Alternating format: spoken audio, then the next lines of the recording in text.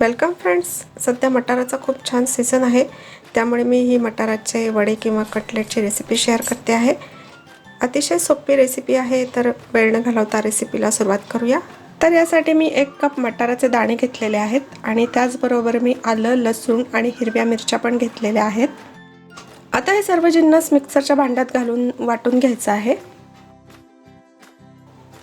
तर इथे आलं, लसूण आणि मिरची आता मी मटारासोबत वाटते आणि त्याचबरोबर मी थोडेसे धणे घातलेले आहेत. इथे हे मटार पाणी न घालता वाटायचे आहेत आणि मटार जरा भरड ठेवायचे आहेत, अतिशय बारीक करायचे नाहीयेत.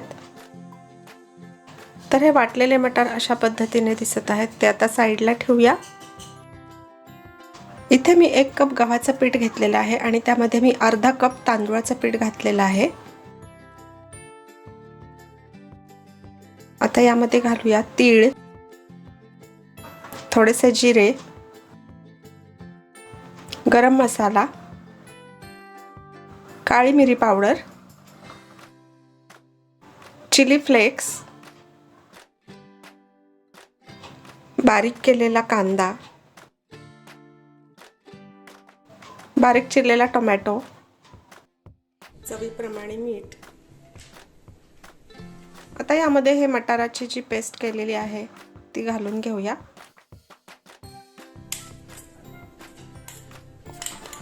तर आता इथे मी थोडीशी हळद घालते आहे आणि आता यामध्ये मी थोडा चाट मसाला घालते. इथे कोथिंबीर असेल तुमच्याकडे तर जरूर वापरा, मी इथे वापरली नाहीये. आता हे सर्व जिन्नस एकत्र करायचे आहेत आणि लागेल तसा पाण्याचा वापर करायचा आहे. तर आता इथे मी थोडंसं पाणी घालून हे पीठ एकसारखं करून घेते. हे मटाराचे वडे गव्हाच्या पिठाच्या ऐवजी फक्त तांदूळाचं पीठ वापरून बनवले तरी पण छान बनतात, पण इथे मी गव्हाच्या पिठाचा वापर केलेला आहे.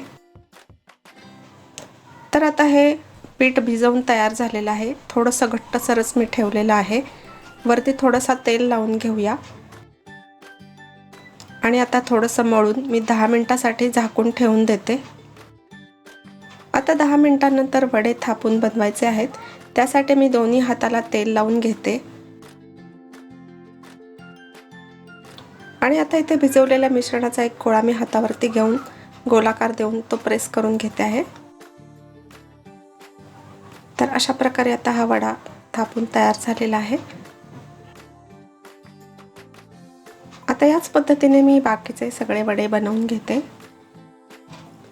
इथे हे पीठ जे आपण भिजवलेलं आहे ते जास्त वेळ ठेवलं तर त्याला पाणी सुटतं आणि ते खूप पातळ होतं आणि मग वडे थापायला जमत नाही. त्यामुळे पीठ भिजवल्यानंतर लगेचच वडे बनवायला घ्यायचे आहेत. तर अशा प्रकारे आता सगळे वडे तयार आहेत. तर आता हे वडे तळण्यासाठी मी तेल गरम करत ठेवलेलं आहे. तर इथे आता एक एक वडा किंवा कटलेट जे आहेत ते तेलात सोडते आहे.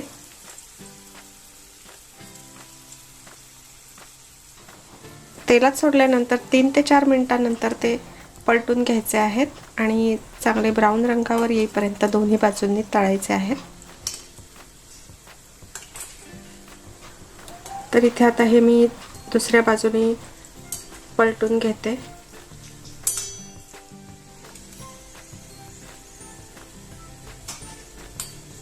हे वडे हाय टू मीडियम फ्लेमवरती तळायचे आहेत. लो फ्लेमवरती जर तळले तर तेल जास्त ॲब्सॉर्ब होते, म्हणून शक्यतो हाय फ्लेमवर तळायचे आहे. तर अशा प्रकारे मस्त ब्राऊन रंगावरती पहिली वड्यांची बॅच तयार झालेली आहे. आता मी ती काढून घेते. वा वा, काय सुंदर दिसत आहेत. आता याचप्रमाणे मी दुसरी बॅच तळायला घेते.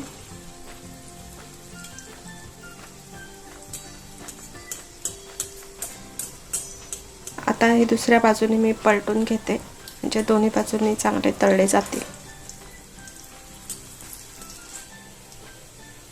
आता या रेसिपीला वडे म्हणूया की कटलेट म्हणूया, याबद्दल मी पण संभ्रमित झाले आहे. तुम्हाला काय वाटतं ते तुम्ही मला कमेंट करून सांगा.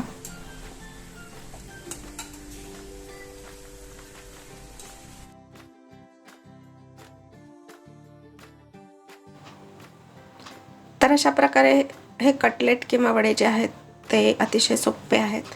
तुम्ही कधीही करू शकता. मुलाच्या टिफिनला पण देता येतील किंवा नाश्त्याला बनवता येतील.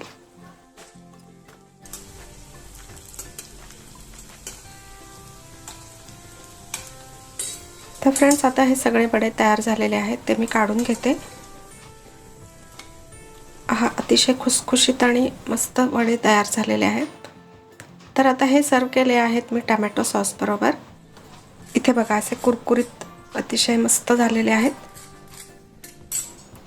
तर असा हा मोडून पाहिल्यानंतर आतमध्ये मऊसर आणि बाहेर कुरकुरीत अतिशय मस्त लागतो. तर फ्रेंड्स, ही रेसिपी नक्की ट्राय करा आणि मला कमेंटमध्ये सांगा व्हिडिओ कसा वाटला ते. आपण पुन्हा भेटूया अशाच एका रेसिपी बरोबर. तोपर्यंत हेल्दी खा आणि हेल्दी राहा.